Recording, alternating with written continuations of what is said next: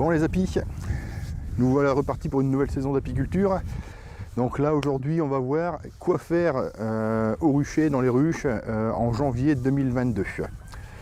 Alors, je m'excuse déjà pour le vent, parce que voilà, il y a toujours un peu de vent et je ne sais pas ce que ça va donner à l'enregistrement, on verra bien. Donc en janvier au rucher en 2022, l'apiculteur, il n'y a pas grand chose à faire. La chose principale à faire, c'est surtout de surveiller les réserves des ruches. Alors pour surveiller les réserves des ruches, il y a deux manières, alors trois manières on va dire.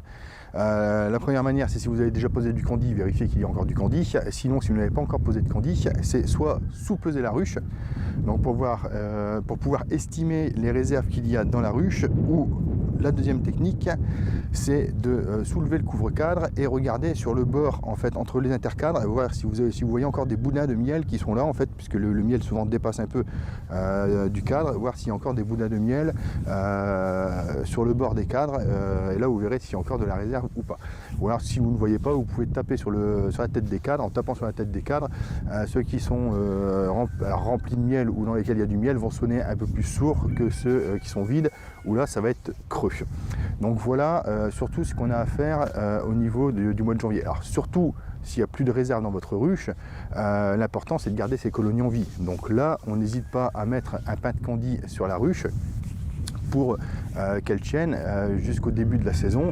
Alors moi ici dans le Pas-de-Calais, le début de la saison c'est courant mars, puisque là ici moi on est en plein hiver. Alors plein hiver aujourd'hui il fait 14-15 degrés, hein, je suis d'accord avec vous, ça reflète pas, on n'a pas de neige, on a un peu de pluie, mais voilà, c'est pas l'hiver de la montagne, mais on est quand même en hiver. Vu les températures, il y a des choses qui m'inquiètent quand même, puisque là je suis passé à un endroit où j'ai l'habitude de passer et j'ai vu qu'il y avait déjà des noisetiers qui étaient en fleurs. On est là début janvier, donc habituellement ça arrive plus mi-février, fin février, où les noisetiers arrivent en fleurs. Là ça m'inquiète un peu, ça m'inquiète un peu. Donc voilà, surtout on vérifie les réserves des colonies. S'il y a encore, tant mieux. S'il n'y a plus, on n'hésite pas, on met du candis. Surtout pas de sirop. Voilà, c'est pas du tout la saison du sirop, même si c'est du sirop lourd.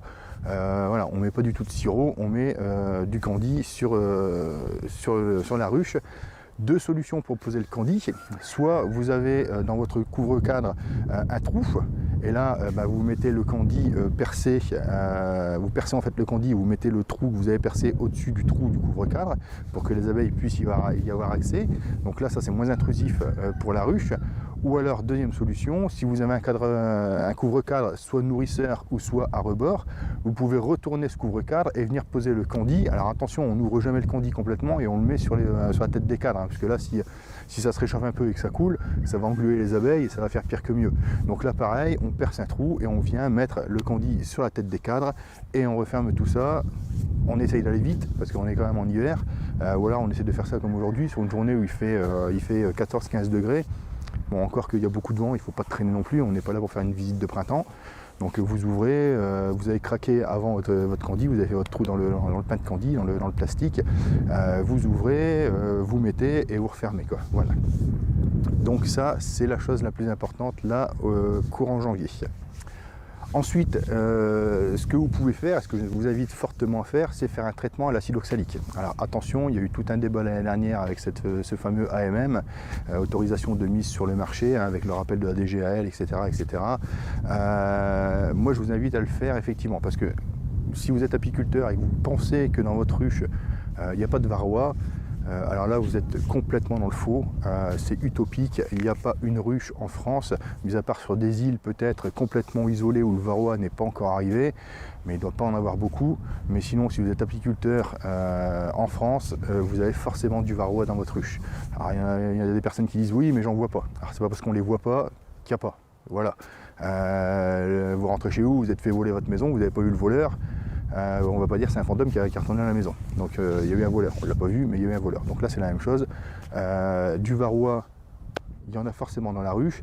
Et quand vous commencez à le voir, ce varroa, concrètement il est déjà quasiment trop tard, quoi. Quand vous voyez déjà des abeilles alors des ailés ou avec les ailes mal formées à la naissance, vous voyez des varrois sur les abeilles quand vous faites vos visites, etc. Là, il faut agir plus, parce que là, la ruche, elle est quasiment déjà morte, puisqu'elle est infectée de varroa.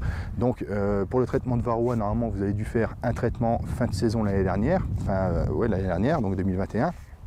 Donc, vers mi-août à peu près, où là c'est des bandelettes, vous mettez dans la ruche, et là vous devriez faire avant le 15 janvier un traitement à l'acide oxalique. Alors je cite pas de marque, il y a différentes marques, chacun fait sa propre expérience sur les marques.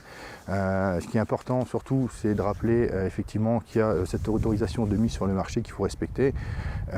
C'est très important puisque les risques encourus sont quand même la destruction des ruches si vous êtes pris à traiter vos ruches avec de l'acide oxalique qui est sans AMM. Alors voilà, ça crée un débat. Moi je suis pas là pour rentrer dans un débat. Moi je suis là pour vous dire ce qu'il y a à faire au mois de janvier là, en 2022. Donc voilà, ce traitement, vous pouvez faire un comptage avant, vous pouvez faire un comptage après pour voir. Il y a des personnes qui sont très surpris parce qu'ils pensaient ne pas avoir de varroa ou avoir très peu de chutes de varroa, et suite au traitement d'acide oxalique, elles se retrouvent avec 50, 60 voire 80 varroa sur la planche chaque jour. Donc bon voilà, ça c'est à vous de voir, faites votre propre expérience. Mais si vous pensez que vous n'avez pas de varroa dans votre ruche, voilà, vous êtes complètement dans le faux et malheureusement vous allez porter préjudice à vos abeilles plutôt que les garder saines et sobres. Alors pourquoi ce traitement avant le 15 janvier? Puisque souvent on a tendance à dire qu'il y a une rupture de ponte entre le 15 décembre et le 15 janvier au niveau de la reine. Et c'est là le meilleur moment pour traiter l'acide oxalique, puisque l'acide oxalique c'est un traitement flash qui ne traverse pas les opercules de cire. Si vous faites ça en pleine saison, c'est possible, ça aura un effet bénéfique toujours, mais par contre ça n'aura pas un effet optimal. Vous allez tuer du varroa en pleine saison, ça y a pas de souci. Par contre ça n'aura pas l'effet que vous allez avoir là, ici, hors couve. C'est beaucoup plus efficace de le faire en hiver.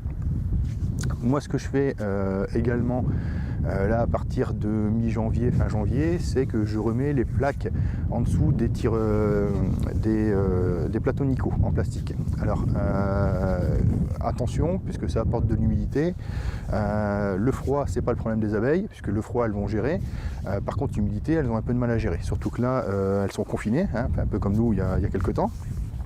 Elles sont confinées et donc elles ne vont pas pouvoir éliminer l'humidité comme elles veulent, elles ne vont pas pouvoir l'évaporer cette humidité et donc ça leur porter préjudice, et c'est là où vous allez faire mourir votre colonie. Donc quand vous mettez le plateau, il y a deux solutions, soit vous le percez, voilà, alors, au coin et puis au milieu, comme ça au moins il y a des écoulements d'eau qui se font avec l'humidité qui se forme, ou soit vous ne fermez pas complètement votre plateau, vous laissez entre 5 et 10 cm d'ouverture du plateau, ce qui fait effectivement un mouvement d'air dans la ruche et ce qui limite l'humidité. Alors venez vérifier quand même de temps à autre ce plateau en le retirant, et si vous voyez que vous avez de la moisissure, vous la frottez, vous la retirez et laissez peut-être une ou deux journées aérer la ruche et vous remettez ce plateau en dessous. Alors moi je remets ce plateau mi-janvier, fin janvier. Pourquoi? Parce que c'est le moment où la reine recommence à pondre et donc ça me permet de garder un peu plus de chaleur à l'intérieur de la ruche puisqu'on coupe un peu les courants d'air qui peuvent arriver par en dessous. Et donc fatalement ça va venir aider la colonie à repartir. Alors l'inquiétude de beaucoup d'apiculteurs en hiver, c'est de savoir si la ruche est toujours vivante ou pas. C'est vrai qu'on voit très peu les abeilles, pas beaucoup d'activité, on se pose toujours la question, c'est un peu le moment de stress, donc voilà, je vais vous donner quelques techniques pour savoir si la ruche est vivante ou non, tout en sachant que souvent j'entends me dire ouais, mais il y a beaucoup d'abeilles mortes sur la planche d'envol. Alors oui, il y a des abeilles mortes sur la planche d'envol, c'est normal, on est en hiver. Alors pourquoi il y a ces abeilles mortes? Tout simplement parce que la grappe d'abeilles, il y a des abeilles qui vont mourir, donc ça c'est normal. On est en hiver, les abeilles ne sortent pas ou très peu, donc elles ne peuvent pas évacuer les abeilles comme elles veulent. Donc avoir quelques abeilles sur la planche d'envol, c'est pas gênant. Si vous regardez au niveau du trou de votre ruche que vous avez laissé, si vous voyez quelques abeilles même sur le fond de la ruche, c'est pas gênant. Il faut vous inquiéter à partir du moment où vous voyez un tapis d'abeilles. Donc c'est-à-dire où là effectivement on voit quasiment plus le fond et il n'y a que des abeilles. Là effectivement ça devient inquiétant et il peut y avoir mortalité de la colonie. Pour savoir si la ruche est vivante. Alors il y a trois choses. Voilà. première chose, on peut mettre effectivement ce tiroir, ce plateau en dessous du plancher Nico. Alors, qu'est-ce que ça va nous apporter comme information? Ça va nous apporter de savoir effectivement si la colonie est vivante, puisque la colonie va grignoter des opercules de cire pour se nourrir et donc va faire tomber des déchets. Et donc là, sur ce plateau, on va voir qu'il y a des déchets et donc on se dira la colonie est vivante. Alors bien sûr, à chaque fois que vous venez vérifier que vous passez, nettoyez le plateau et remettez-le propre. Si vous remettez déjà plein de déchets de cire en dessous, la prochaine fois quand vous allez revenir, mis à part avoir une très bonne mémoire, avoir pris une photo de comment était le plateau à ce moment-là, bon, vous ne saurez pas si la colonie est vivante ou pas. Donc là, effectivement, il faut retirer, vous voyez qu'elle est vivante, vous nettoyez, vous remettez et vous savez que votre colonie est en vie. Ça nous apporte aussi l'information de la grosseur de la colonie, de voir un peu sur combien de cadres se situe la colonie. Et ça nous indique aussi la position de la colonie, savoir si elle est plus à droite, plus à gauche, plus en avant, plus en arrière, plus au centre. Voilà. Autre technique, c'est de venir lorsqu'il fait beau au rucher. Alors beau, on est en hiver, hein, tout est relatif, hein, il ne va pas faire 25 degrés avec plein soleil et puis on va aller à la mer. Mais bon, une journée comme aujourd'hui où il fait approximativement, là c'est exceptionnel, 14 degrés, bon on a du vent mais ça reste doux. Moi je vois sur certaines ruches, c'est pour ça que je me suis éloigné des ruches pour faire la vidéo, il y a des ruches qui sortent quand même relativement pas mal. Donc ça, voilà, sans toucher la ruche, sans approcher, sans faire de manipulation, visuellement je vois que la ruche est vivante, fatalement. Autre technique, voilà, c'est celle que j'avais préconisée l'année dernière, celle que moi je fais régulièrement, c'est que je viens mettre mon oreille contre la ruche et je tapote un petit coup contre la ruche. Alors en tapotant un petit coup contre la ruche, vous allez entendre un vombrissement. Si vous entendez ce vombrissement, fatalement, c'est que les abeilles sont vivantes à l'intérieur de la ruche. Si vous n'entendez pas ce vombrissement, il y a des chances pour que la colonie soit morte. Alors pourquoi je dis il y a des chances? Parce que l'année dernière, ça m'est arrivé à 2 reprises, où sur une ruche, à 2 visites différentes, j'ai tapé sur cette ruche et il n'y avait plus aucun bruit. Et donc là, je me suis dit la colonie est morte, et donc je l'ai ouverte et la colonie était bien vivante sur 5 cadres et tout allait bien. Donc c'est pas du 100%, hein, mais effectivement, ça permet, sans être trop intrusif au niveau de la ruche, de savoir si les abeilles sont vivantes ou pas. Alors comme vous le voyez, effectivement, on n'a pas énormément de travail à faire sur les ruches durant le mois de janvier, notamment là ce mois de janvier 2022. Pour moi, ce qui est le plus important, c'est surtout les réserves, la nourriture, parce que comme je vous le disais dans la vidéo des vœux, j'ai des ruches qui étaient très limites en réserve, et donc je ne veux pas forcément les laisser mourir, quoi. Le but, c'est de garder ces colonies, hein, sinon on ne fait pas d'apiculture. Donc, comme on n'a pas grand chose à faire sur les ruches, on peut se concentrer aussi sur le rucher. Alors sur le rucher, qu'est-ce que ça va être? Ça va être du nettoyage, du débroussaillage. Là où vous ne le voyez pas, mais derrière vous, voilà, j'ai commencé, hein, hop. Vous allez me dire c'est toujours derrière vous, mais malheureusement vous ne pouvez pas vous tourner, et ça moi j'y peux rien. Donc là effectivement, voilà, j'ai commencé à creuser des trous. Pourquoi? Puisque je vais planter des haies mellifères. Alors je vous expliquerai qu'est-ce que je vais planter dans une vidéo comme arbuste, comme arbre, et où j'ai acheté ces arbres, parce que je les ai achetés à un prix défiant toute concurrence. Alors c'est surtout pour ceux qui habitent dans le Nord et le Pas-de-Calais, sur certains secteurs. Je vous donnerai un petit peu la marche à suivre. Alors vous pouvez faire ça une fois par an, et ce sont des petits arbustes qui arrivent donc d'une hauteur de 90 cm à peu près, et qui arrivent en racines nues mi-janvier. Donc c'est vachement avantageux en termes de tarifs. Là moi j'ai commandé 144 arbustes et arbres. Donc j'ai un petit peu de boulot, j'ai un petit peu de trou à creuser. Donc là je dois en être à une vingtaine à peu près, donc j'ai encore un petit peu de travail. Donc effectivement, voilà, on peut se concentrer sur les travaux du rucher. Donc comme je vous disais, débroussailler, planter des haies, réaménager le rucher, prévoir peut-être aussi de nouvelles rampes si on compte développer son activité apicole et son nombre de ruches. Comme ça, on n'est pas pris de court quand on veut faire ses essaims, hein. On ne se retrouve pas avec une ruchette qu'on doit poser à terre parce que on n'a plus de place quelque part pour la poser. Là, on a une rampe supplémentaire ou 2 selon ce qu'on a prévu. Donc vous pouvez toujours effectivement faire des choses sur le rucher. Alors là, ça peut vous prendre du temps, hein. Moi je sais que voilà, mes arbres, ça va me prendre un petit peu de temps, hein. Déjà creuser les trous, les replanter par la suite, voilà, ça va me prendre pas mal de temps. Alors par contre, attention, on ne déplace pas les ruches, c'est pas le moment du tout de les déplacer. Là les abeilles sont grappées, on ne va même pas à la ruche taper à côté de la ruche ou secouer la rampe ou quoi que ce soit. On évite vraiment les grosses vibrations autour des ruches. Pourquoi? Parce que les abeilles sont un peu en léthargie. Donc c'est-à-dire qu'elles sont en grappe, elles se réchauffent les unes les autres. Et le problème, c'est que si on vient déplacer une ruche et on vient faire une secousse avec une brouette, n'importe quoi, ou même en important, on vient faire une secousse, fatalement, la grappe va tomber dans le fond de la ruche. Et là, malheureusement, à 90%, c'est la mort de la ruche. Pourquoi? Parce que les abeilles sont un peu en léthargie, elles n'auront pas la vitalité pour remonter sur les cadres et reformer une grappe. Et là, malheureusement, on vient de tuer notre ruche simplement pour la déplacer. Donc concrètement, on attend le printemps pour déplacer ces ruches et on ne fait certainement pas ça là maintenant. Alors janvier, c'est le mois souvent où il y a de forts vents, de fortes rafales de vent.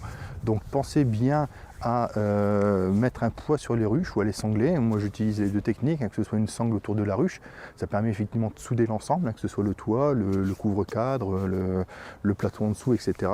Ou alors vous venez mettre une pierre au-dessus du toit de la ruche. Alors si vous avez une ruche avec un toit style maison, préférez la sangle, parce que là si vous mettez une pierre dessus, fatalement la pierre elle va glisser et limite vous allez même faire une secousse à côté de votre ruche et faire tomber la grappe. Donc préférez la sangle. Par contre si vous avez du toit tôle plat, vous pouvez très bien mettre une pierre par dessus. Alors quand j'entends une pierre, mettez pas un caillou comme ça sert à rien, hein. Mettez plutôt quelque chose qui ressemble à ça, d'une 15-20 cm de diamètre, qui pèse son poids quand même, et passer régulièrement. Alors je vous dis pas de passer tous les jours, mais on va dire toutes les semaines, tous les 2 semaines, un petit coup d'œil au rucher, vous passez, vous regardez les ruches, voilà, ça se passe bien, il n'y a pas de toit d'envolée, tout va bien, voilà, c'est nickel. Mais effectivement, voilà, on est sur un mois où il peut y avoir des fortes rafales de vent, donc faites très attention à ça. On est aussi dans la période où il neige. Alors, pas chez moi, hein, malheureusement, moi j'aime bien la neige, donc ça ne me dérange pas, mais malheureusement moi j'ai pas de neige ici. Il y a des régions où on a beaucoup de neige. Donc à ce moment-là, la neige, vous pouvez la laisser sur la ruche. Sur le dessus de la ruche, vous pouvez laisser la neige, ça va faire un isolant. Ça, c'est pas gênant du tout. Par contre, pensez bien à dégager l'entrée de la ruche. Les abeilles ne sont pas faites pour rester enfermées. Au premier rayon de soleil, l'abeille, elle va sortir. Alors elle va sortir pour 2 choses, potentiellement faire un vol de reconnaissance si ce sont des jeunes butineuses, ou alors faire un vol de propreté. Voilà, parce que l'abeille ne fait pas ses déjections dans la ruche. Là, pendant le moment où elle est confinée entre guillemets, où elle est dans la ruche, elle va se retenir et le jour où il va faire beau, elle va en profiter pour vider son ampoule rectale. Donc si vous laissez la neige sur l'entrée de la ruche et donc que vous laissez l'entrée bouchée, fatalement vous allez porter préjudice à vos abeilles. Donc pensez à ça, dégagez bien cette entrée de la neige ou autre de ce qu'il peut y avoir dedans. Voilà pour ce qu'il y a à faire au rucher et sur les ruches en janvier cette année 2022. Alors 2022, 2023, 2021, c'était la même chose, hein, je n'invente pas. Hein. Alors on s'adapte effectivement selon la saison. Là moi je fais plus attention aux réserves des abeilles parce que je sais que ça a été plus compliqué en 2021 pour reconstituer les réserves. Alors qu'en 2021, en mois de janvier, je faisais un peu moins attention parce que je savais qu'il y avait de la réserve. Voilà, il faut s'adapter, mais les choses à faire, les grandes lignes sont les mêmes. Maintenant, si vous êtes un petit peu bricoleur, ce que vous pouvez faire aussi, et moi c'est ce que je fais, je fabrique mes ruches moi-même. Donc à l'atelier, c'est le moment aussi de fabriquer ces ruches, de fabriquer ces os, ces nucléi, ce que vous voulez, ce qui vous convient et ce que vous savez ou ce que vous pouvez faire. Voilà. Alors si jamais ça vous intéresse, voilà, je vous mets un petit lien que vous pouvez aller voir. C'est une vidéo sur laquelle j'explique comment fabriquer une ruche très simplement, à moindre coût. Ou tout du moins pour démarrer l'apiculture si on souhaite se lancer à moindre coût. Donc voilà ce qu'on peut faire, ce qu'on doit faire, ce qu'on devrait faire. Après chacun fait son apiculture, et comme j'ai déjà dit à maintes reprises dans des vidéos, moi je respecte tout le monde, je respecte tous les types d'apiculture. Je donne simplement mon avis, mais je ne critique en aucun cas quelqu'un, il n'y a pas de souci, j'ai pas la science infuse. Je lis beaucoup, j'essaye d'apprendre beaucoup, mais bon, c'est toujours la même chose. Hein. Ma technique est bonne pour moi et elle est peut-être pas bonne pour quelqu'un d'autre, donc il n'y a pas de souci là-dessus. Si vous avez des remarques à me faire, n'hésitez pas, vous pouvez me renvoyer le commentaire et puis me dire ce que j'ai oublié, ce que j'ai mal dit, voilà, il n'y a pas de souci. On en discute, je suis ouvert là-dessus, il n'y a pas de problème. Donc voilà pour cette première vidéo de la saison 2022, voilà, qui lance la saison. Suivront d'autres vidéos. Alors j'ai une personne là qui m'a contacté, Johan, qui me demandait si j'avais un plan de vidéo. Alors oui, j'ai un plan de vidéo plus ou moins conçu qui va varier en fait selon la saison, puisque on va suivre la saison apicole. Et on va faire comme l'année dernière, d'autres vidéos, potentiellement de formation, de bricolage ou autre. Et donc ce plan de vidéo déjà préconçu ou pré-réfléchi, oui je l'ai, mais par contre je ne connais pas la saison. Donc c'est-à-dire que je ne peux pas vous dire la vidéo je vais la sortir au mois de mars. J'en sais rien, si ça se trouve au mois de mars il fera 35 degrés et ça sera le coup de feu partout, ou il fera moins 10 et on aura le temps de faire d'autres vidéos. Donc voilà, j'en sais rien du tout, mais effectivement voilà, j'ai quelques vidéos sur lesquelles j'ai réfléchi. Si vous avez des sujets de vidéos que vous souhaitez aborder, n'hésitez pas, demandez-moi. Si je suis capable de vous fournir une vidéo sur ce que vous me demandez, il n'y a aucun souci, je vous la fournirai. Après on discutera, on améliorera, voilà, ça amène toujours à un débat positif. Maintenant voilà, je ne parle que de ce que je connais et de ce que je sais faire. Si je ne sais pas faire ou je ne maîtrise pas, je n'en parlerai pas. Je vous le dirai dans une vidéo, voilà, que j'ai une demande sur ça ou ça ou ça, mais que moi je ne fais pas ou que je ne sais pas faire, et je ne ferai pas de vidéo parce que j'ai pas envie de raconter n'importe quoi, et puis qu'il y a des personnes qui croient ça comme si c'était Dieu qui l'avait dit. Non, ça marche pas comme ça. J'ai envie de faire des vidéos sur ce que je sais faire. Donc voilà. Donc n'hésitez pas, si vous avez des sujets, si vous avez des commentaires, si vous avez quoi que ce soit, vous pouvez m'envoyer par message. Je vois ce que je peux faire et puis on essaie d'avancer ensemble. Donc voilà. Encore une fois, je vous souhaite une bonne année 2022, une bonne année apicole. Là ça y est, c'est parti, on est en 2022 cette fois-ci et on y va tout doucement, mais on va commencer. Alors j'espère que la vidéo vous a plu les apis, hein. N'hésitez pas, si ça vous a plu, un petit pouce bleu, vous vous abonnez, vous activez la cloche, comme ça quand je sors une nouvelle vidéo, vous êtes au courant que la vidéo est sortie. Voilà. La communauté grossit petit à petit. Alors c'est vrai que l'année dernière, j'ai fait 6 mois d'absence, mais la communauté grossit petit à petit, donc ça c'est sympathique de voir que les gens apprécient les vidéos, de par les retours, de par les abonnements, etc. Donc n'hésitez pas, continuez comme ça, envoyez-moi commentaires, pouce bleu, vous abonnez, et on est reparti pour la saison 2022. Allez, salut les apis, à une prochaine vidéo.